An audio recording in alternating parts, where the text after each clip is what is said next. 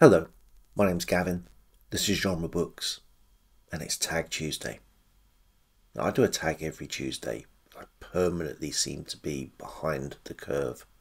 This is the Adventurers Assemble tag. This was created by John at Disquiet and Dragons, and I was tagged by at least a couple of people. Pat from Book Chat with Pat, and Philip Hall from A Poet Reads to Write. Prompt number 1. Nom Nom Nom. Choose a companion or adventurers that will ensure you eat well on your quest. Well, I'm going to choose 2 here, and the first is the protagonist from a book that I only read last month as part of Garb August, but a book that I don't consider garbage having read it, and that is In the Red Lord's Keep by Phyllis Eisenstein. And the main character there is Alaric. I think you'll not go hungry with Alaric. He has one magic trick, but it's a good one. He can teleport to anywhere. On quests, when he's on a trek in this novel, his companions are going further and further north.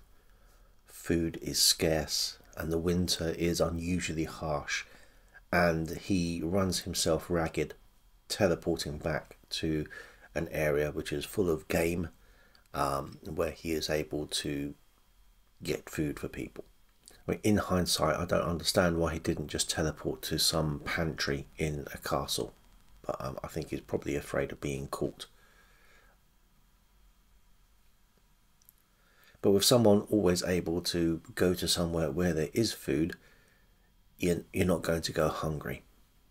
You may get a little bit bored of venison by the end of the quest, however. And the second is a character who always seems to land on his feet and eat well, either when he's recounting his stories or indeed in the stories which he's recounting.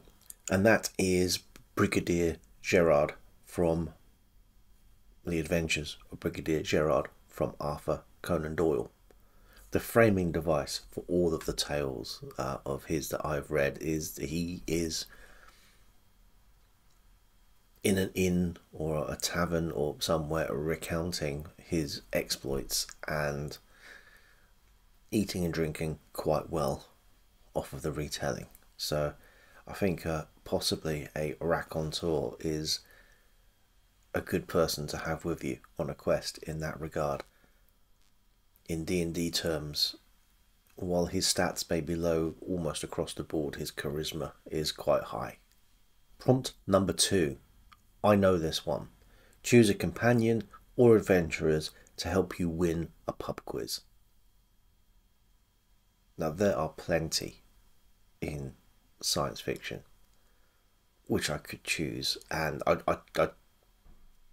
opted not to because I think it would have been too easy, and you've got to make the quiz at least somewhat competitive. So no robots or computers, but I'm not going to say no mutants. And my first choice, it would be Edmund Hall from The New Adam by Stanley G. Weinbaum. He is someone who knows his stuff but has had to learn his stuff. He doesn't have any preternatural ability to know anything, but he is able to retain the information, and that's the skill that you want for a pub quiz. I'm not sure how well he'll do on the dingbats round, and I'm not entirely sure how much fun he'll be at a pub quiz, but that, I could say, almost goes double for my next choice, and that would be Doc Savage. Doc Savage is, again, someone who doesn't have an innate superhero power to aid the pub quiz team. Everything he knows, he has been taught, he has trained for this, so I don't feel too bad in selecting him. But I do hope he brings some of his companions to the team, because they are generally a lot more fun than he is. Prompt number 3. Keep it secret, keep it safe. Choose a companion or adventurers that will stay loyal and trustworthy until the end. Now here I am allowing myself a robot, and I'm choosing Jenkins from City. He's not only a loyal servant for generations of the human family, but continues that loyalty to the house, to the idea, to the memory, and to the succession of generations of dogs that come after the humans have left. And I'm going to choose a human this time. Well, obviously a fictional construct, but Frank Merriwell from the various Frank Merriwell adventures from Bert L. Standish. I first learnt of this character only this year. He's not someone who has made it across the Atlantic. I think he was much more popular in the States. In fact, he was one of the best-selling characters in early 20th century. There are radio serials.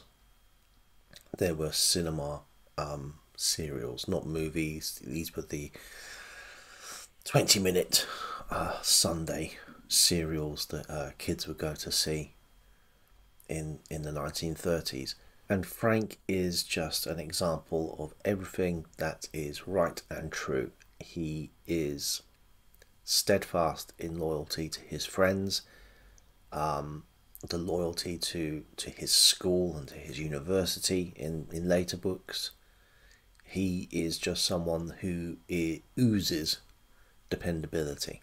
Now, I only read a couple of these for the first time this year as part of the Summer of Sport event, but I think he is someone that it's a series of books that I am going to return to.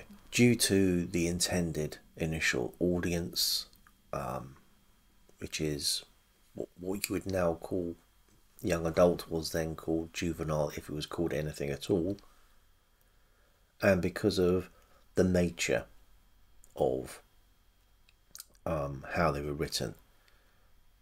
Yes, Frank Merriwell grows up, but he spends probably 2 to 3 decades at school and university. So I think that returning to these books, choosing a new one, is going to be an act of loyalty to the series, but is also going to be a demonstration of his loyalty and his steadfastness in delivering the same values and the same quality of writing over and again. There's something a little bit comforting in picking up a book in knowing what you're going to get. That's not something you always want, but it's nice to have the option. Prompt number 4, got your back.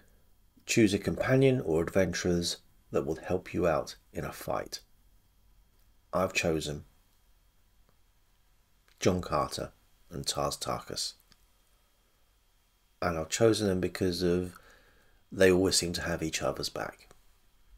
It's unlikely friendship that they have developed, and starts off at the beginning of A Princess of Mars to be quite antagonistic, but they become the best of friends despite being 2 completely different species.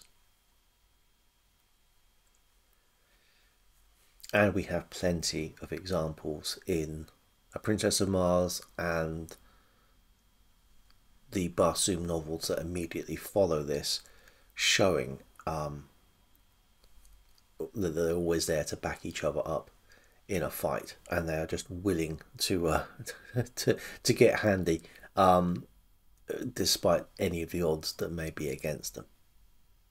So yes, I'll choose those 2. Either of those 2, even better, both of them. Prompt number 5, man's best friend. Choose a companion or adventurers that are not human. Now, I've done quite well so far in not choosing anyone from Lord of the Rings, which is the original quest party, the Fellowship of the Ring. but I can only hold out for so long. And my choice here is going to be Shadowfax.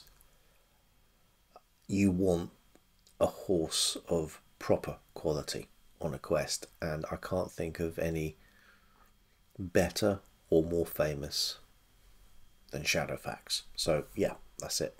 There's obviously not a lot written about Shadowfax's character within the books. I mean, he's the best horse, but he is still, you know, a horse. But if you're going to have a horse with you on the quest, you may as well have the best one. So that's what I'm going for. Prompt number 6, choose some other people. They're all going to be below the line. I'll see who hasn't done this one yet, or hasn't been tagged. There's not many. So thank you to John for coming up with this tag. Thank you to Pat and to Philip for tagging me. And until next time,